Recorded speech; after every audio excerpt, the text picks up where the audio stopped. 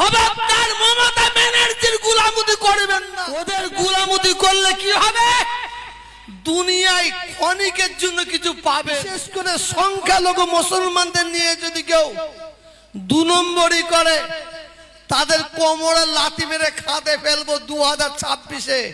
আপনারা রাজি আছেন তো? অনেকে অনেক কথা বলে, অনেকে বলে টিএমসি দালাল, মমতা ব্যানার্জির দালাল, অমুকের দালাল। বলে যা, বলে যা। আমি এবারে পশ্চিম বাংলায় 2026-এ আমি দাবি রেখেছি, পশ্চিম বাংলায় 2026-এ যত এমএলএ দেওয়া হবে, আমরা ওই এমএলএ দেখতে চাই যে এমএলএর মন মানসিকতা যদি হিন্দু হয়, তাকে আমরা বাংলার মানুষ চাই না। যে এমএলএ মন মানসিকতা মুসলমান হবে, বাংলার মানুষ সেই এমএলএ কে আমরা চাই না। যে এমএলএ মন মানসিকতা হবে মানুষ মানুষ মানুষ। আমি এবারে পশ্চিম বাংলায় 2026-এ আমি দাবি রেখেছি, পশ্চিম বাংলায় 2026-এ যত এমএলএ দেওয়া হবে, আমরা ওই এমএলএ দেখতে চাই যে এমএলএর মন মানসিকতা যদি হিন্দু হয়, তাকে আমরা বাংলার মানুষ চাই না। যে এমএলএ মন মানসিকতা মুসলমান হবে, বাংলার মানুষ সেই এমএলএ কে আমরা চাই না। যে এমএলএ মন মানসিকতা হবে মানুষ মানুষ মানুষ, আমরা সেই এমএলএ কে আমরা 2026-এ দেখতে চাই।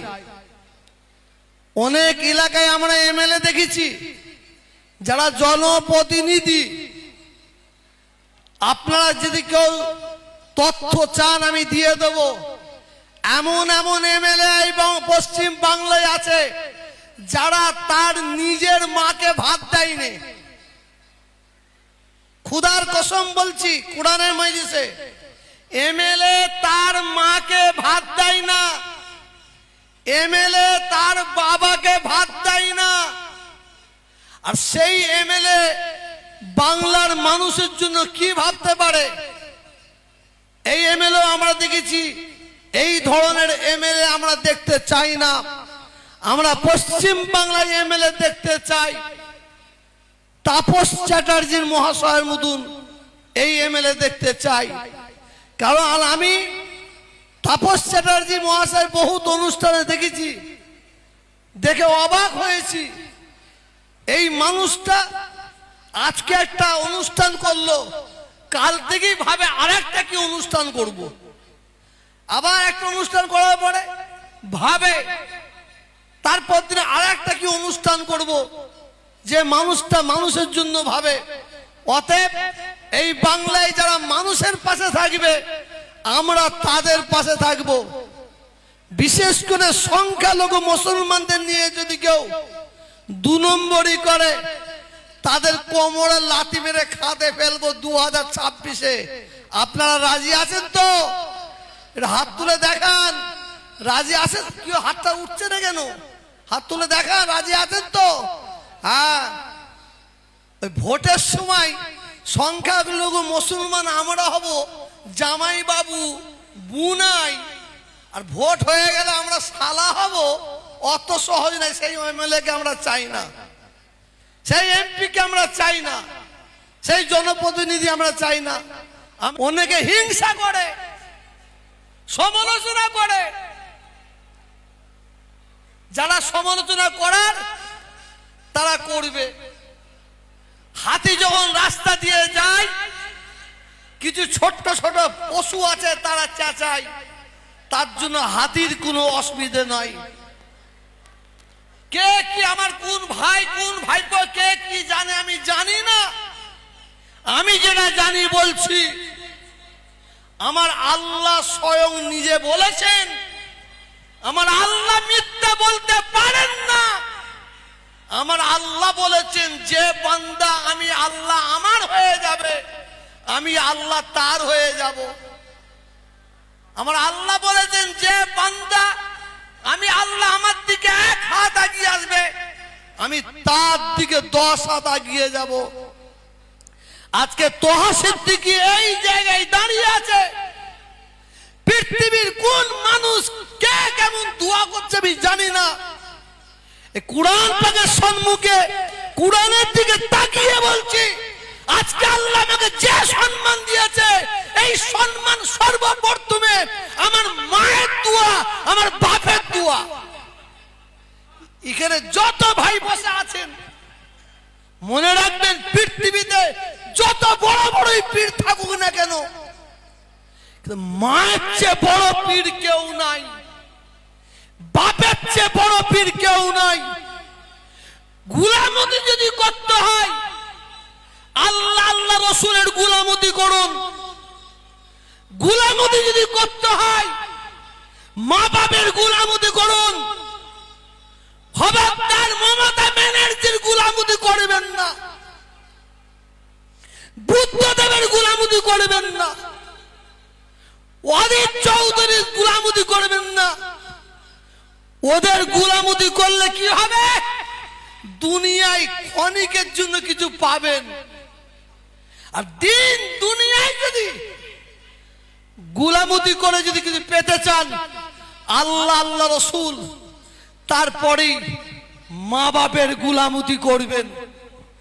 আমি পীরের আওলাদের ঘরের একটা ছেলে হয়ে বলছি, পৃথিবীতে যত আল্লাহর ওলি আছে, বড় পিসাব থেকে শুরু করে যত আল্লাহর ওলি আছে, আপনারা হাফেজ আছেন, আলেম আছেন, মাওলানা আছেন, কারি আছেন, উচ্চ শিক্ষায় শিক্ষিত মানুষ আছেন, লিখে নেন।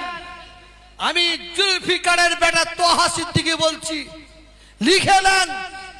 সারা পৃথিবী যত আল্লাহর ওলি আছে সবাই যদি আপনার আমার জন্য দোয়া করে,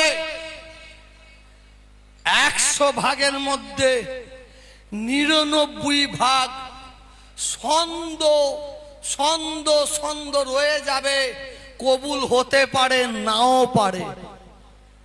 আমার বাপ আপনার বাপ, আমার মা আপনাদের মা যদি আপনার আমার জন্য দোয়া করে, লিখে রাখেন 100 ভাগের মধ্যে 99 ভাগ ইনশাআল্লাহ আল্লাহ তাআলার দরবারে কবুল হবে, আল্লাহ তাআলার দরবারে কবুল হবে। অতএব বক্তব্য অনেক বলার, সেদিকে যাচ্ছি না। গোলামতি যদি করতে হয়, আমাকে অনেকে অনেক কথা বলে, অনেকে বলে টিএমসি দালাল, মমতা ব্যানার্জির দালাল, অমুকের দালাল। বলে যা, বলে যা। খুললে কমেন্ট দেখলে দুঃখ হয়, একদিকে আনন্দ হয়, কারণ এমন এমন ভাষা লেগে তাতে আমার কষ্ট হয়, কিন্তু একদিক দিয়ে আমার লাভ হয়। যত আমার সমালোচনা করবে আল্লাহ তত আমার দরজা বাড়াবে। বিশ্বাস করুন, প্রতি বছরই বলছি আমার কিচ্ছু নাই, এ বাড়ি গাড়ি এসব কার?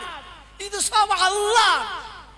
আমি নিজেও তো আল্লাহ, আমি নিজেও তো আল্লাহ। আমি আমার যারা খাদেম আছে, আমার যারা সিকিউরিটি আছে, সবাইকে জিজ্ঞাসা করবেন, আমাকে আপনারা টেস্ট করবেন রাত 3টে 4টের সময় ফোন করে। ফজরের পরে আমি অধিকাংশ সময় ঘুমাই। আমি আসমানের দিকে তাকিয়ে বলি, আল্লাহ ই তো সব তোমার, সব তোমার, আমিও তো তোমার। এই যত দেখছেন সব গরিব এতিম অসহায়দের জন্য দিয়ে দিচ্ছি। আমার 2টো মেয়ে, আর ছেলে কোথায় গেল? ও মোবাইল দেখছে, পালিয়ে গেছে। ওদের জন্য যতটুকু দেওয়ার দরকার। হুজুর আপনার জন্য কি রেখেছেন? আমার জন্য কি রেখেছি? যাবার সময় আপনারা দেখে যাবেন মসজিদের দুপাশে 2টো, একটা আমার কবর আমি নিজে খুঁড়েছি, একটা আমার স্ত্রীর খবর আমি নিজে খুঁড়েছি।